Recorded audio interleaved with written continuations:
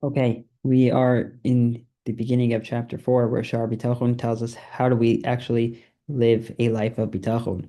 And so he tells us that to live a life of bitachon, you have to understand that the everything comes from God, but the actual means might not actually just because you think you're going to have your sustenance in one way, it might come in a different way. And so he brings this mashal to illustrate this concept, and he does it with a mashal about agriculture.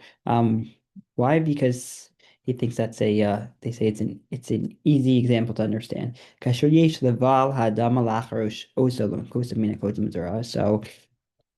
everyone understands that if you want to produce a crop, a farmer first has to plow the land, clear it of the thorns, and sow it, and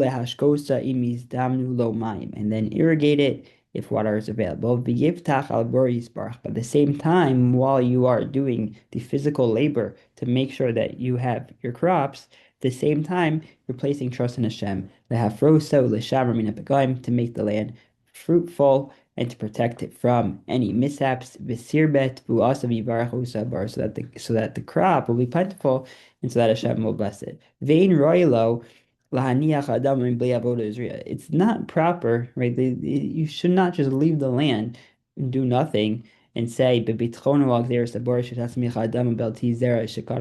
say, I'm relying on Hashem, that Hashem is going to make sure I have what I need, and the land will produce even without me seeding. He says that is not the approach. You have to you have to farm, you have to put in the work, you have to plant the seeds, but at the same time, know that the seeds don't grow. Just because you plant the seeds doesn't mean the produce is going to um, grow. It also takes it takes some bitachon in Hashem. V'chein ba'alei malacha v'aschor v'aschir. So too, if you are a craftsman, merchant, those who are employed by others, so you should not sit idly and expect Hashem to provide for them.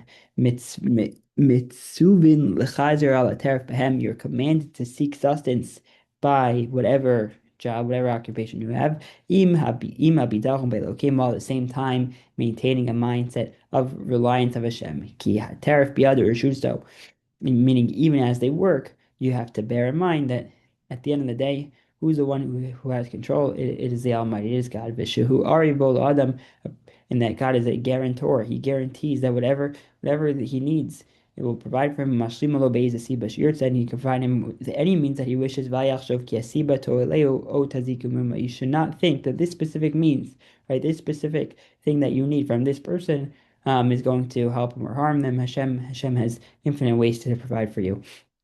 Vimyavolo tarfo al panim me'alfne asibo shuri saskbahed. And then let's say a person sustenance supplied by him by one way, one of the avenues which he applied himself, meaning, let's say, for example, he started a business, the business is succeeding. Roy lo shaloleftach al asiba hahiv yismachba. So it's proper, you should not trust that business and rejoice in it. V'yosef lahachzik ba v'yitiv libo, and intensify your hold on it and put your heart more into it. Ki yachlash bitchon be'elokav. If you do that, you're going to weaken your reliance on Hashem. Indeed, you should not think that this specific thing will help him to acquire any more of what Hashem had originally determined that he should get. He should not rejoice in the association of his efforts in it and saying, "Oh, it's a good thing I went into this field. It's a good thing I started this, because if not, I wouldn't have all I need." Rather, you should thank Hashem provided for him after he exerted himself and did not allow his labor and effort to be in vain. And he quotes a pasuk, um, it's just passing. Tell him when you eat the labor of your hands, you're praiseworthy, and it is well with you. So have that in mind, to understand that everything comes from Hashem, and whatever avenue He wants to provide, He can provide. Everyone have a great Shabbos. Thanks so much for joining. Thank you, Roy.